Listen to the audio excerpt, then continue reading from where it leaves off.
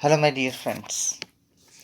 Today we are going to start our new chapter, chapter number 1 of physical chemistry, and that is solid state.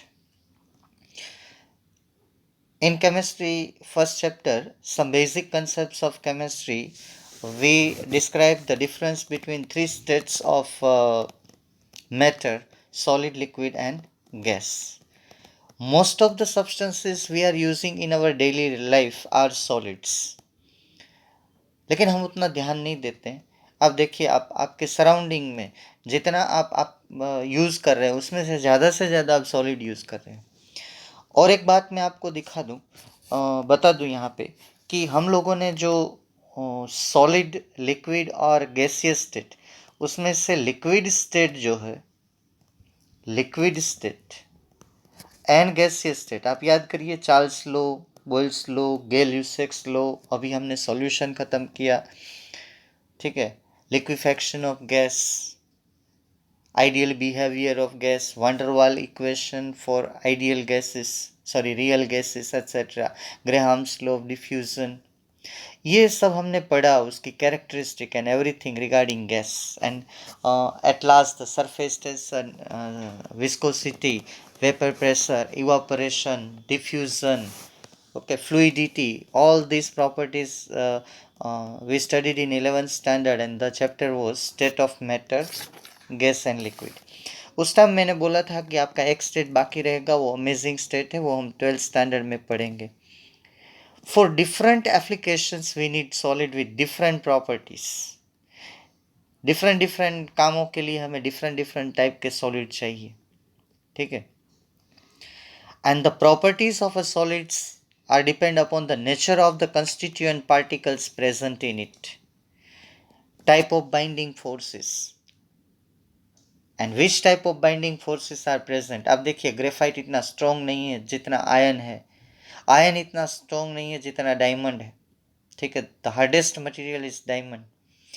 तो हमें ये पूरा chapter जब पढ़ना है तो उसमें काफ़ी कुछ चीज़ें डिस्कशन करनी है इसमें। तो इस यूनिट में हमें क्रिस्टल स्ट्रक्चर सॉलिड का कैसा होता है वो स्टडी करना है, ठीक है। And it is important to study the structure of solid, the understanding of relation between the structures of solid and the properties which are help in discovering new solid materials with desired property for specific applications such as high temperature, superconductors, magnetic materials, hard materials, cutting tools, biodegradable polymers for packaging, oil resistant polymers, surgical implants. All these things are solid material.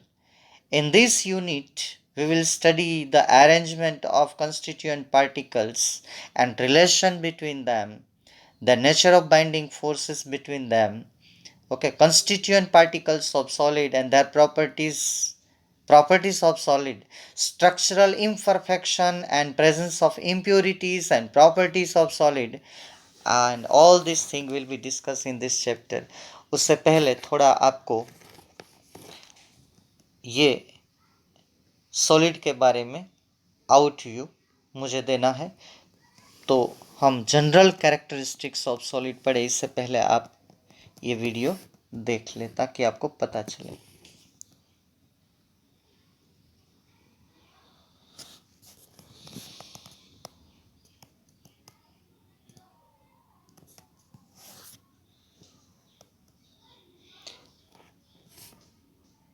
हमारे आसपास, in our surrounding area, we come across the three states of matter. One is the solid, another one is the liquid, third one is the gas. आपको उस time भी मैंने बोला था, अभी भी बोल रहा हूँ कि हमें बोस, आइंस्टाइन कंडेंसेट, और अब आप पीरियोडिक टेबल को देखें, उसमें भी सॉलिड, लिक्विड, गैस तीनों टाइप के मटेरियल प्रेजेंट है, ठीक है। हाइड्रोजन, नाइट्रोजन, ऑक्सीजन सॉलिड है, उसके बाद बाकी सब एक ब्रोमीन, वाटर, मर्क्यूरी लिक्विड है, बाकी सब सॉलिड है। Majority elements are solid. अब आपको स्क्रीन के ऊपर आप देखिए, आप ये नोट करते जाना, बहुत ही, ठीक है, बाद में नोट कर लेंगे। गैस के अंदर डिफ्यूजन होता है, लिक्विड के अंदर फ्लूइडिटी होती है, वो भी हम लोगों ने पढ़ा है।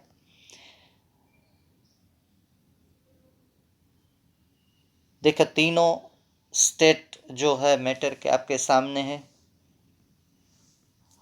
अब इसको जरा ध्यान से देखिए आप, ये मुझे थोड़ा समझाना है कि ये गैसियस स्टेट है, तो इससे आप ये अंदाज़ा लगा सकते हैं उसमें पार्टिकल में जगह, between the particle lot of space are there. Okay, liquid में कम होती है, सॉलिड में क्लोज पैकिंग होता है, देखिए इस तरह का। ठीक है, तो इंटरमोलिकुलर जो अट्रैक्शन है वो सबसे हाईएस्ट होता है सॉलिड में, हाईएस्ट सॉलिड में होता है। इसमें मॉडरेट होता है, मतलब कि less than solid and more than gas, और उसमें इसमें इंटरमोलिकुलर अट्रैक्शन लोएस्ट होता है। ठीक है, आ गई बात समझ में?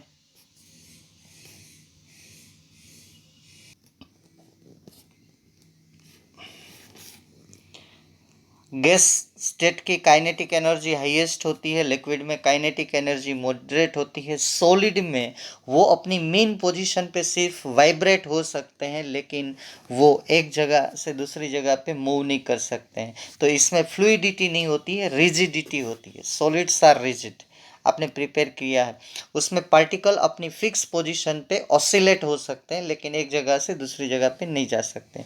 सॉलिड में डिफाइनाइट शेप होता है, डिफाइनाइट वॉल्यूम होता है, उसकी रिजिडिटी होती है। ओके, मैटर को तीन पार्ट में क्लासिफाई किया जाता है, such as solid, liquid and gases. Matter is divided into three parts. Okay, और these three physical states are decided by intermolecular forces. Okay, opposing factors means the attractive force जो है वो एक दूसरे के पार्टिकल को नज़दीक लाता है, और एक रिपल्सन, देखिए यहाँ पे आपको दोनों फोर्स दिखाई दे, ये एट्रैक्टिव फोर्स जो है वो एक दूसरे पार्टिकल को नज़दीक लाता है। वो जितना ज़्यादा होगा, सॉलिड में हाईएस्ट है तो देखिए ये नज़दीक आ गए, गैस में लोएस्ट है, गैस में हाईएस्ट थर्मल एनर्जी है, देखिए ये गैस है, तो उसमें क्या है कि थर्मल एनर्जी हाईएस्ट है, उस थर्मल एनर्जी उसकी हाईएस्ट है, तो थर्मल एनर्जी ज़्यादा होगी तो उसमें अट्रैक्शन कम होगा। तो थर्मल एनर्जी टेम्परेचर के ऊपर डिपेंड करती है, इसलिए तो हम देखते हैं कि सॉलिड को हम गर्म करते हैं तो वो लिक्विड में कन्वर्ट हो जाता है, क्योंकि थर्मल एनर्जी बढ़ जाती है तो अट्रैक्शन कम हो जाता है, क्योंकि attraction is inversely proportional to thermal energy. ये देखिए, ये ग्राफ यही आपको दिखा रहा है कि थर्मल एनर्जी जितनी ज़्यादा होगी अट्रैक्शन फोर्स उतना कम होगा। गैस में थर्मल एनर्जी ज़्यादा है, अब जैसे जैसे थर्मल एनर्जी कम होगी तो अट्रैक्टिव फोर्स बढ़ता जाएगा। ठीक है, इसलिए तो हम गैस को ठंडी करके लिक्विड में कन्वर्ट करते हैं।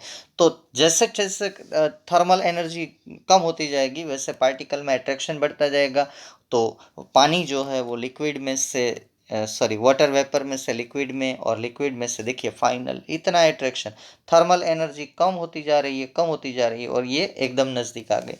और जिसमें मिनिमम थर्मल एनर्जी हो, मैक्सिमम अट्रैक्शन हो, उसको सॉलिड बोलते हैं। जिसमें मैक्सिमम थर्मल एनर्जी हो, मिनिमम अट्रैक्शन हो, उसको गैस बोलते हैं। दोनों के बीच का हो उसको लिक्विड बोलते हैं। Is it clear? Very good. Solid का देखिए, हमारी डेली रूटीन लाइफ में हम जो यूज़ करते हैं, डायमंड, ग्लास, और डायमंड और ग्लास की जो अरेंजमेंट है मेरे प्यारे बच्चों, ये हमको पढ़नी है। सॉलिड मटेरियल आजकल मार्केट में बहुत तरह के आ रहे हैं, आपको ऐसा लगेगा कि ये कैसे बनाया होगा, तो इसमें कुछ रिवॉल्यूशन लाने के लिए आपको जो है ऐसी ऐसी उसकी अरेंजमेंट होती है, उसके constituent particle, positive negative ion, कितने टाइप के सॉलिड है, आयोनिक सॉलिड, मोलिकुलर सॉलिड।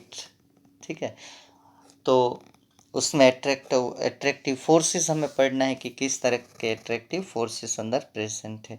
तो देखिए, जैसे हम ऐसा समझते हैं कि बस सॉलिड में तो पास पास पार्टिकल होते हैं, और एक दो क्लोज होते हैं एट्रैक्टिव फोर्स, ऐसा नहीं होता है, एक सिस्टमेटिक अरेंजमेंट होती है। देखिए डायमंड में कैसा है, ग्लास में कैसा है, ठीक है। ये पूरा अगर आपको आपको थोड़ा दिमाग में बैठ जाए तो बाद में हमें चैप्टर पढ़ने में आसानी रहेगी, ठीक है।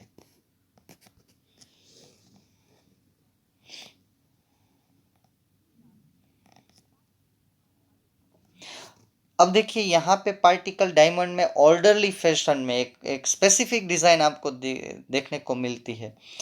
और जो ग्लास में है पार्टिकल अरेंज तो है लेकिन डिसऑर्गेनाइज्ड है, इतने ऑर्गेनाइज्ड नहीं है। तो जिस सॉलिड में पार्टिकल्स ऑर्डरली फैशन अरेंज हो उसको क्रिस्टलाइन सॉलिड बोलते हैं, बाकी को एमोर्फस सॉलिड बोलते हैं। देखिए the constituent particles such as atom हो या तो आयन हो या तो मोलिक्यूल हो, they are regularly arranged in a definite pattern, एक डिफाइनाइट डिजाइन बनाते हैं। तो ऐसे जो होते हैं सॉलिड वो क्रिस्टलाइन होते हैं, जैसे डायमंड है, ठीक है। हमारे कुछ ओर्स भी है, कॉपर, गोल्ड, ये सब क्रिस्टलाइन है। और लॉन्ग रेंज तक ये जो है वो रेगुलर पैटर्न आपको पूरे सॉलिड में ऐसी रेगुलर पैटर्न दिखने को मिलती है। ये आपको लिखना नहीं है, बाद में मैं क्वेश्चन आंसर फॉर्म में लिखाऊंगा। मैं जो बोलूँगा आपको बाद में लिख लेना है। अब देखिए सोडियम क्लोराइड ले लो, डायमंड ले लो, आयोडीन ले लो, गोल्ड ले लो, क्वार्ट्ज ले लो, अलग अलग तरह के मटेरियल जो है they are the crystalline solid. अब एमोर्फस सॉलिड हमारा चौक ले लो, हम जो बोर्ड पे लिखते हैं वो चौक ले लो, उसमें ऑर्डरली नहीं होता है, not orderly fashion arrange, randomly arrange होता है। कुछ डिज़ाइन अगर दिख जाए तो कुछ पार्ट में दिख जाती है, अगर नहीं दिख जाए तो नहीं ऐसा नहीं होता है कि लॉन्ग रेंज पे वही आपको ऐसे ही रेगुलरली देखने को मिलेगा। ओके, वो नॉन ऑर्डरली अरेंजमेंट होती है, लेकिन होता है सॉलिड, बट ऐसे सॉलिड को हम एमोर्फस सॉलिड बोलते हैं। Okay, overall arrangement of all constituent particles are distorted, means disordered, not specific. अब इसमें देखिए ग्लास आता है, रबर है, हमारा प्लास्टिक है, ये सब एमोर्फस सॉलिड, ठीक है।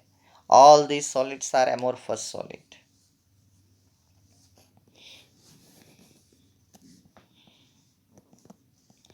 अब देखिए हम पेंट लगाते हैं, तो पेंट जब हम दीवार पे लगाते हैं तो उससे बॉटम के ऊपर वो थिकनेस ज़्यादा होती है, आप ज़रा नोट करना, क्योंकि वो एमोर्फस सॉलिड है, वो धीरे धीरे धीरे मॉलिक्यूल्स नीचे आ जाते हैं due to the gravity.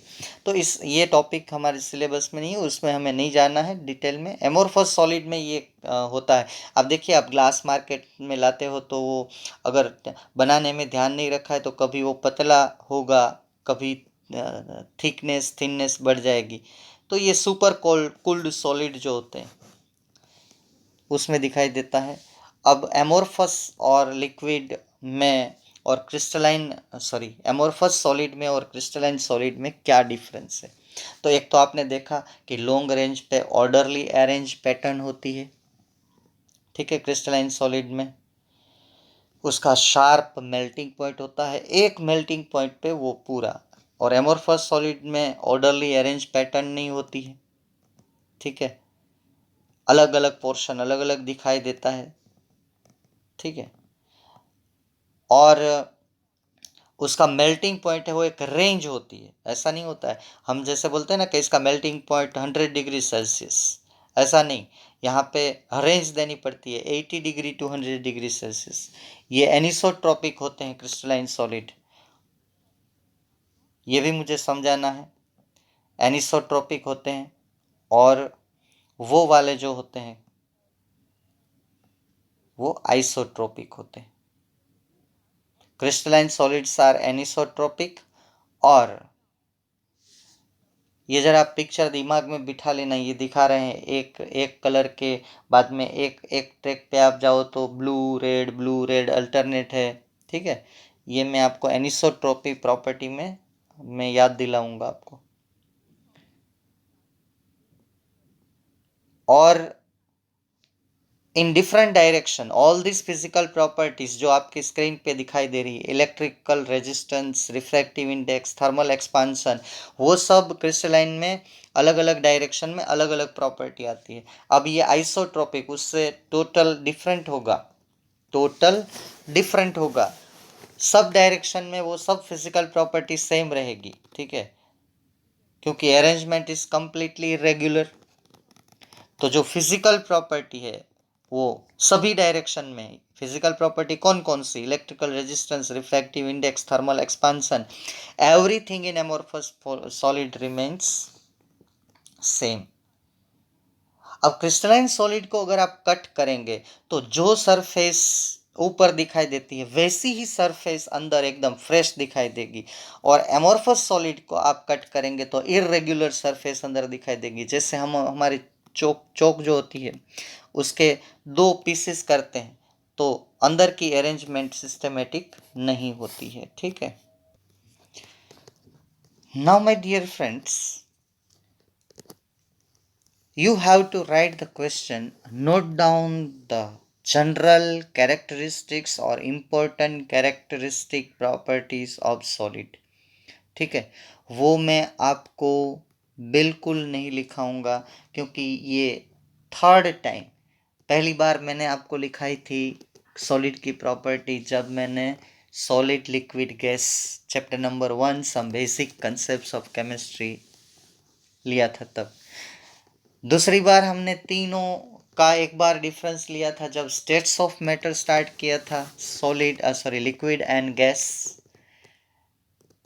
Eight that time we discuss about the properties कि सॉलिड, लिक्विड और गैस में क्या फर्क होता है, ठीक है।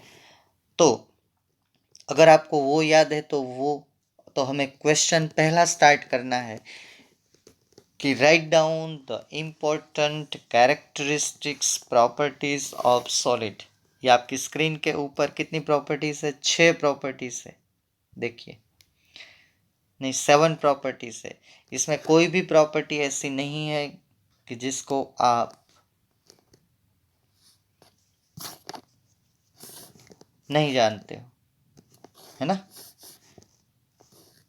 तो एक तो ये डिफाइनाइट मास वॉल्यूम वाला, intermolecular distance short, attraction force strong, solid में कंस्टिट्यूएंट पार्टिकल एटम भी होंगे, आयन भी होंगे, मोलिक्यूल्स भी होंगे, वो फिक्स पोजीशन पे रहेंगे।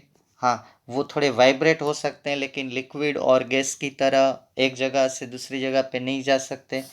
सॉलिड्स इनकम्प्रेसिबल होते हैं तो रिजिड भी होते हैं। डेंसिटी उनकी लिक्विड और गैस से ज़्यादा होती है। डिफ्यूज़न सॉलिड का बहुत ही स्लोली होता है लिक्विड और गैस की कंपैरिजन में, या तो नहीं भी होता ना, नहीं भी होता है। तो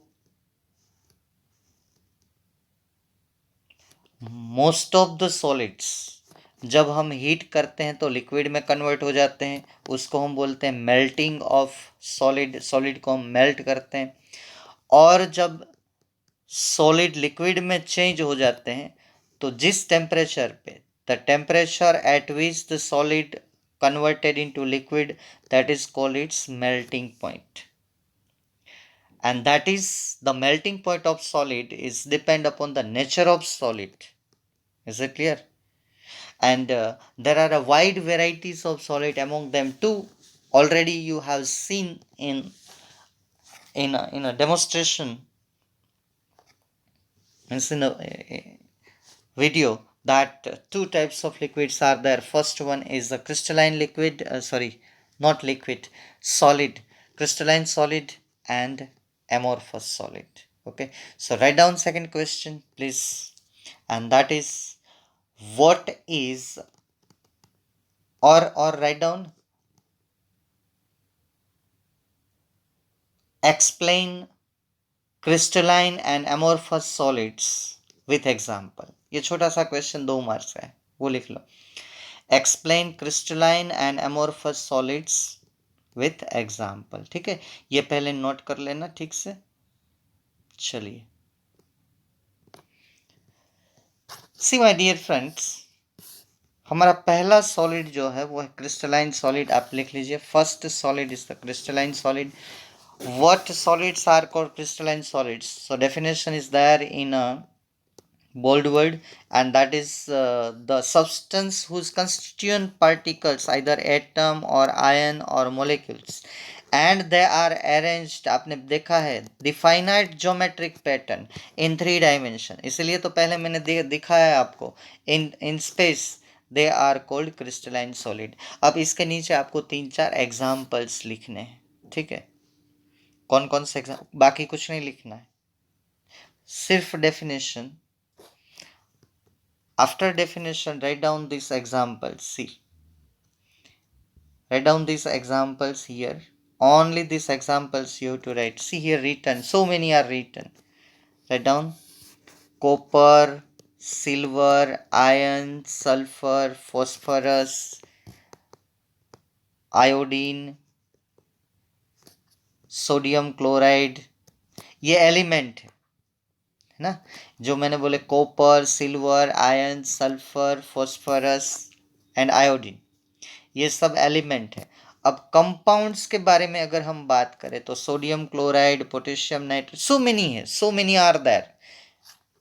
लेकिन कुछ कुछ आप लिख लो ताकि आपको पता चले. जिंक सल्फाइड, क्वार्ट्ज, ये सब जो है वो क्रिस्टलाइन सॉलिड. तो पहला पार्ट खत्म हो गया, इसका 1 मार्क इसका मिलेगा. अब दूसरे मार्क के लिए हम काम करेंगे एमोरफस. यहाँ पे एक चीज है, आपको एमोरफस का ग्रीक मीनिंग भी देखने को मिलेगा. So see here, write down second solid, amorphous solid, the substance whose constituent particles are not arranged regularly in 3 dimension. जिसका कंस्टिट्यूएंट पार्टिकल जो है 3D में रेगुलरली अरेंज नहीं होते, उसी सॉलिड को हम बोलेंगे एमोरफस सॉलिड. ग्रीक में एमोरफस का मतलब होता है नो फॉर्म. इसका कोई रेगुलर, कोई सिस्टम नहीं होता है. अब मेरी बात समझ रहे हो ना? आपने देखा है डायमंड और वो दूसरा था ग्रेफाइट, दोनों में रेगुलर अरेंजमेंट नहीं थी, सिस्टमेटिक अरेंजमेंट नहीं थी. हाँ, आप थोड़ा कोई पार्ट ले लो तो ऐसा आपको लगेगा कि हाँ रेगुलर जैसा लग रहा है, ठीक है? डायग्राम यहाँ भी मैं उसका दिखाऊंगा आपको, दोनों का. Is it clear? चलिए अब इसके कुछ एग्जाम्पल्स हमें नोट करने हैं. कॉमन एग्जाम्पल्स आर, ये रहे आपके सामने. Common examples are glass, rubber, plastic, coal etcetera. ठीक है, इज इट क्लियर? बाकी कुछ नहीं लिखना है. देखिए ये हमारे सिलेबस का राइटिंग नहीं है, ओके? एनसीईआरटी का नहीं है, ये रेफरेंस.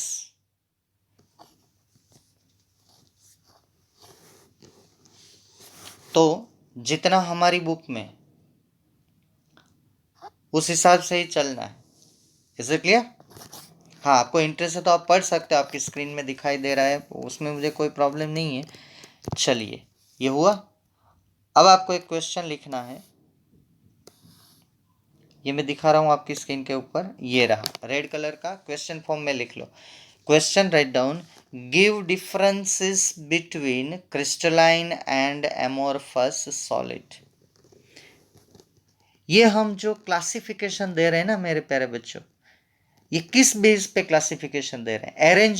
Arrangement of particles. तो कभी मानो कि क्वेश्चन ऐसा आया कि give classification of solid based on arrangement of particles, तो दो ही होंगे, एक तो क्रिस्टलाइन, दूसरा amorphous. Arrangement is systematic, then crystalline. Arrangement is not systematic, then amorphous. अब ये क्वेश्चन लिख लो: give differences between crystalline and amorphous solid. ठीक है? See here on your screen, one is a crystalline solid and another one is the amorphous solid. Crystalline is quartz, amorphous is glass. तो see here on long range, आप यहाँ से start करेंगे तो करेंगे तो लॉन्ग रेंज पे you can observe the systematic pattern. अब यहाँ पे देखिए कोई भी सिस्टमेटिक पैटर्न कहीं से भी लेफ्ट टू राइट जाए, या तो यहाँ से यहाँ पे जाए, या तो यहाँ से यहाँ पे जाए, यहाँ सभी जगह पे देखिए आपको सिस्टमेटिक पैटर्न मिलेगी। यहाँ से जाएंगे तो सिस्टमेटिक पैटर्न मिलेगी। हालांकि पैटर्न डिफरेंट होगी, लेकिन किसी भी डायरेक्शन में कुछ ना कुछ सिस्टम तो रहेगी। ऐसा एमोरफस में बिल्कुल नहीं रहेगा। Is it clear? ओके तो आपको समझ में आ गया कि क्या डिफरेंस होता है। ये उसके कंस्टिट्यूएंट पार्टिकल्स हमने स्फीयर में दिखाए हैं। Is it clear? ओके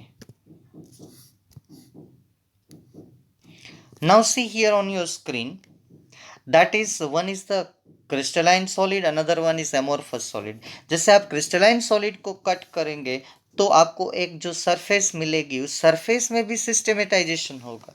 अब एमोरफस में आप अगर उसको नाइफ से कट करेंगे तो उसमें इरेग्युलर होगा। ठीक है, ये सिस्टेमेटिक क्लीवेज होगा, एकदम सीधा शार्प कट होगा। अब आप देखिए चौक को आप काटेंगे ना तो उसमें शार्प कट नहीं होगा। कहीं पे खड्डा रह जाएगा, कहीं वो चौक ऊपर रह जाएगा। कभी भी हम लोग जब चौक के दो पार्ट करते हैं ना, चौक एमोरफस है तो उसकी दो पार्ट करने से दोनों सरफेस जो है वो रेगुलर नहीं होती। क्रिस्टलाइन का अगर दो पार्ट करेंगे तो दोनों सरफेस रेगुलर ही होगी, उबड़ खाबड़ नहीं होगी।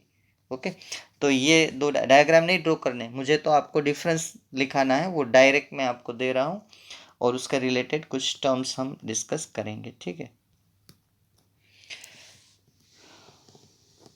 सी on your screen there are 7 difference. First difference is of shape, तो उसमें हम बोलेंगे कि crystalline having definite shape, amorphous solids have irregular shape. Is it clear? Now order in arrangement, वो अभी तक हमने वही बात की। ओके ऑर्डर ऑफ अरेंजमेंट में they have regular arrangement, crystalline solid में रेगुलर अरेंजमेंट होगी, एमोरफस सॉलिड में इरेग्युलर अरेंजमेंट होगी। अगर आपको कहीं रेगुलरिटी दिखाई दे तो वो एक एक्सीडेंट है। एमोरफस सॉलिड में वो शॉर्ट रेंज तक होगी। आप बोलेंगे कि देखिए ये 3, इसके बाद एक छोटा मोलेक्यूल, ये 3, तो ये लॉन्ग रेंज तक नहीं चलेगा, शॉर्ट रेंज तक चलेगा। मेल्टिंग पॉइंट क्रिस्टलाइन का शार्प रहेगा, मतलब कि एक ही डायग्राम एक ही फिगर में आ जाएगा शार्प।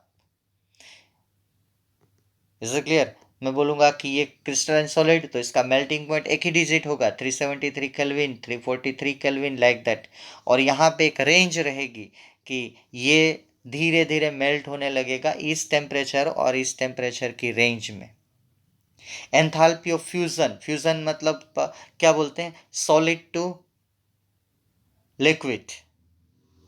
तो फ्यूजन एंथैल्पी भी क्रिस्टलाइन सॉलिड की एकदम डिफाइनाइट एंड शार्प होती है। ठीक है, फ्यूजन एंथैल्पी एमोरफस सॉलिड की डिफाइनाइट और शार्प नहीं होती। क्लीवेज प्रॉपर्टी, अभी अभी मैंने क्लीवेज दिखाया कि जैसे आप शार्प नाइफ से कट करोगे, then if crystalline solid divided into two pieces, the newly generated surface is also plain and smooth। ठीक है, आप किसी क्रिस्टलाइन सरफेस को कट करो और ऊपर की नई सरफेस जो आती है वो भी एकदम प्लेन और स्मूथ होगी। हालांकि एमोरफस सरफेस में ऐसा नहीं होगा, वो एकदम इरेगुलर सरफेस ही मिलेगी अगर आप शार्प टूल लाइक नाइफ उससे कट करेंगे।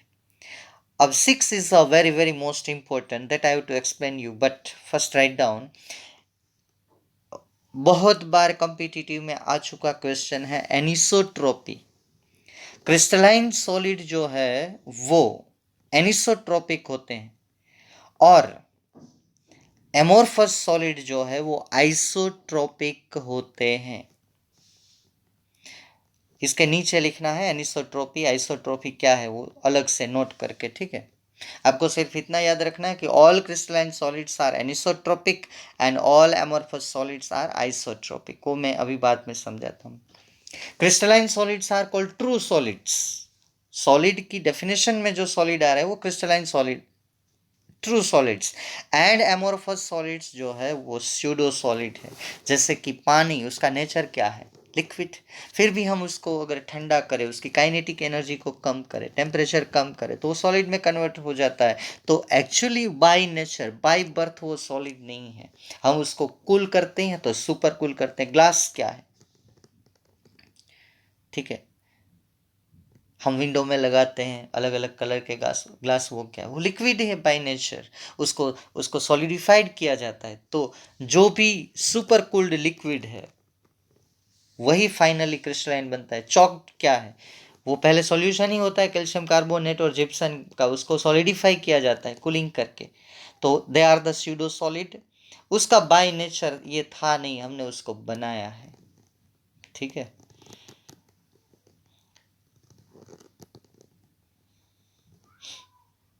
कपिल शर्मा शो की तरह लड़की लड़की है नहीं, बनाई गई। कॉमन एग्जाम्पल्स दोनों के अभी अभी आपने दिए हैं, तो आप 8th पॉइंट एग्जाम्पल्स का बना सकते हैं, लेकिन मेन पॉइंट तो 7 है। चलिए अब मैं आपको 6 नंबर का पॉइंट जो है, crystalline solids are anisotropic and amorphous solids are isotropic. Okay, तो उसके बारे में डिस्कस करते हैं। चलिए मैं अब आपको समझा, नीचे नोट करके लिख लीजिएगा, what is anisotropy and what is isotropy, ठीक है। So let us discuss isotropy and anisotropy. तो फर्स्ट हम डिस्कस करेंगे एनिसोट्रोपी क्रिस्टलाइन सॉलिड में। तो ये देखिए कि इन crystalline substances some physical properties, कौन कौन सी, इलेक्ट्रिकल कंडक्टिविटी, रिफ्रैक्टिव इंडेक्स,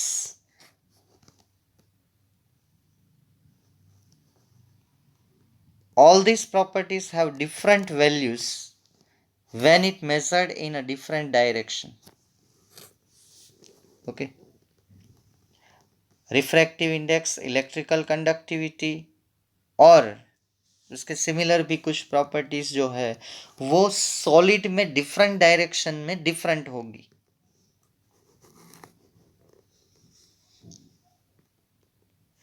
तो ऐसे substance, such substances which have physical properties different in different directions are called anisotropic।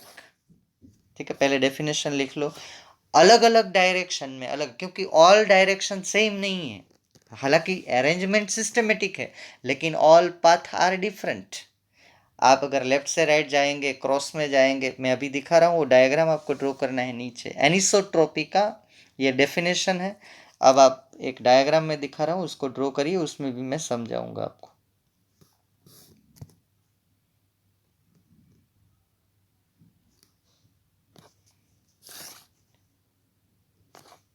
See here on your screen, this is the systematic arrangement of crystalline solid।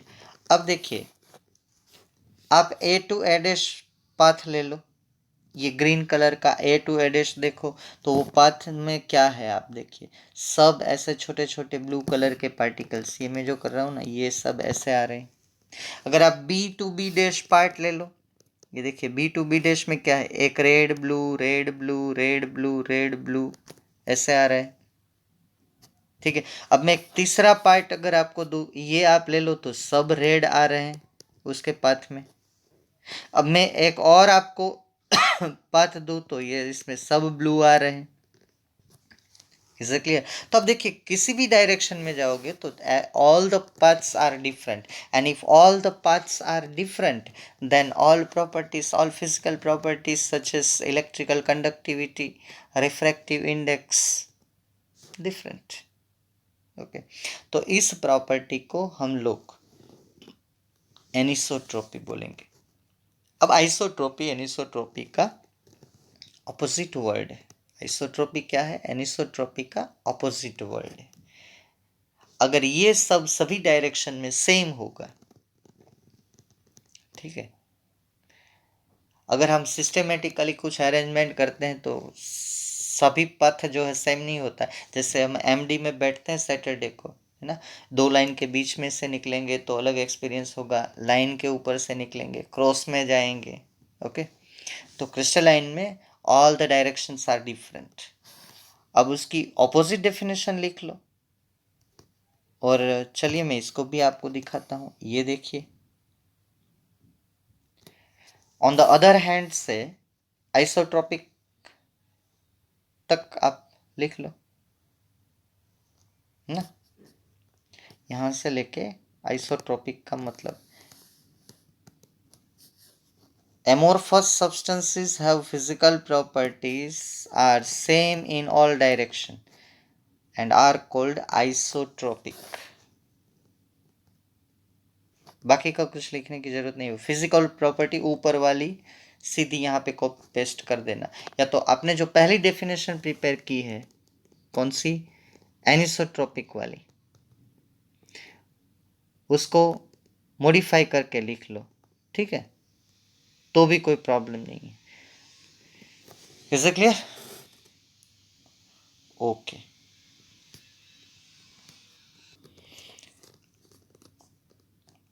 अब आप एक diagram draw कर लो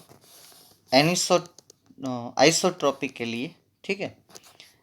एक box में ऐसे एक बॉक्स ड्रॉ करो, उसमें एक एमोर्फस सॉलिड हम ड्रॉ करते हैं, ठीक है। ऐसे ऐसे डॉट डॉट डॉट डॉट करके, इरेगुलर अरेंजमेंट, कुछ रेगुलर तो हमें करना नहीं है, और ये सॉलिड हमें इतने पढ़ने भी नहीं है।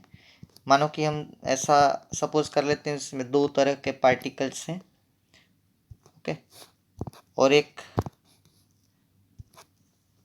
ऐसे करके कर लो। तो अब इसमें कोई भी डायरेक्शन में जाओ, इक्वालिटी है, तो सभी फिजिकल प्रॉपर्टी जो है वो सेम रहेगी। ऐसा कर लो। अब इसमें से यहाँ से एक पाथ ऐसे कर लो, ऐसे यहाँ से यहाँ जाओ, ठीक है। और या तो आप यहाँ से यहाँ जाओ, इसको दे दो ए डैश, इसको दे दो बी डैश, सभी सेम पथ है, इसमें कोई दो राहें नहीं। There are not duality, all paths are same, so आप क्या बोलेंगे, B dash, all are same. तो इसमें जो है वो आइसो मीन सेम, आपको पता है isotope, isos and topos. Isos means same, topos means position, same position in periodic table.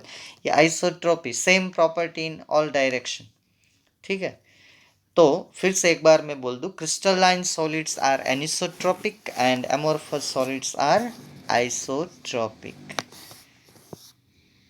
Is it clear? Okay. उसके बाद एक क्वेश्चन नोट करना है, note down the uses, objective में गुजकेट में काम आ सकता है, and that is write the uses of amorphous solid. आप लिख लो, ठीक है, ऑब्जेक्टिव में काम आएगा। ये बोर्ड में ऐसा पूछा नहीं जाता है। एमोर्फस सॉलिड 3 है, glass, rubber, plastic, okay. And most widely use amorphous solids are inorganic glasses, जैसे कि हम लोग यूज़ करते हैं कंस्ट्रक्शंस में, हाउस वेयर में, लेबोरेटरी वेयर में आप टेस्ट ट्यूब का यूज़ करते हो। सिलिकॉन जो है वो एमोर्फस है, फोटोवोल्टेइक सेल जिसके ऊपर सनलाइट पड़ती है और इलेक्ट्रिसिटी प्रोड्यूस होती है। Already we studied in chapter number 2 structure of an atom, photo electric effect and convert the sunlight into electricity, photovoltaic cell. Rubber का तो आप बहुत यूज़ जानते हो, काफ़ी एरिया में रबर यूज़ होते हैं, खाने में, पीने में, पीने का पता नहीं लेकिन खाने में तो होता है chewing gum. Shoes, tyres, tube, sole, काफ़ी यूज आपको पता है रबर के। हाई क्वालिटी का रबर हाई क्वालिटी में यूज होता है।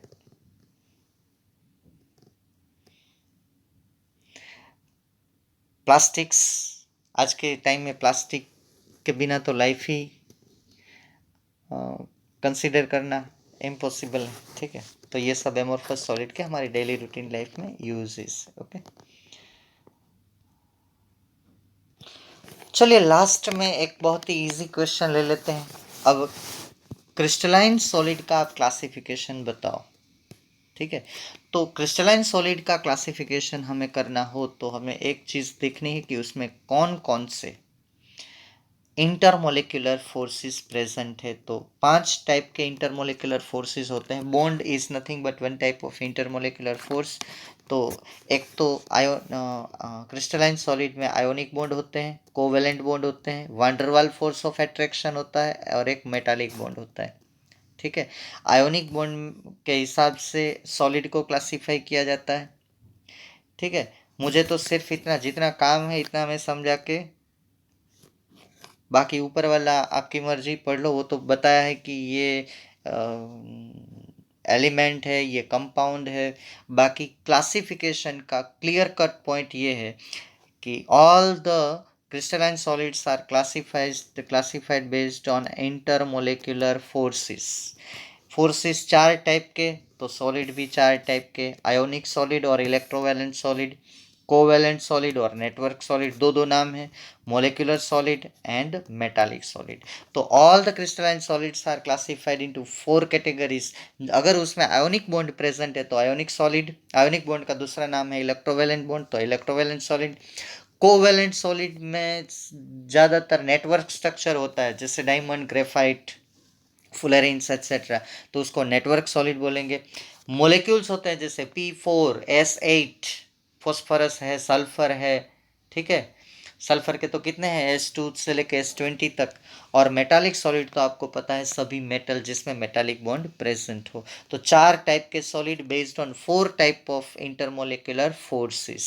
ओके, इतना ही लिखना है बस ऊपर का, ये इसकी मुझे कोई ज़रूरत नहीं है। वो आगे आ गया है कि ये क्रिस्टलाइन सॉलिड्स मेटल से इतने होते हैं एलिमेंट के फॉर्म में, और कंपाउंड से इतने होते हैं। ठीक है, काफ़ी है, काफ़ी है।